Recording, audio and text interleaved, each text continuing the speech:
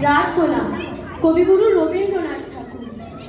চিত্ত যেথা ভয় শূন্য, উচ্চ যেথা শির, জ্ঞান যেথা মুক্ত, যেথা গৃহের প্রাচীর। আপন প্রাঙ্গণ তলে দিবস সর্বরি, বসুধারে রাখে নাই খণ্ড ক্ষুদ্র করি। যেথা বাক্য হৃদয়ের উচ্চ মুখ হতে উচ্ছ্বসিয়া উঠে, যেথা নির্বারিত স্রোতে।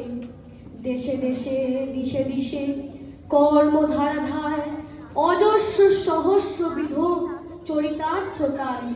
যেথা তুচ্ছ আচারে মরু বালু রাশি, বিচারের স্রোত পথ ফেলে নাই গ্রাসী।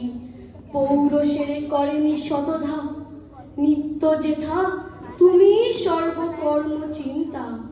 আনন্দের নেতা নিজ হস্তে নির্দয়ে আঘাত করিপিত, ভারতের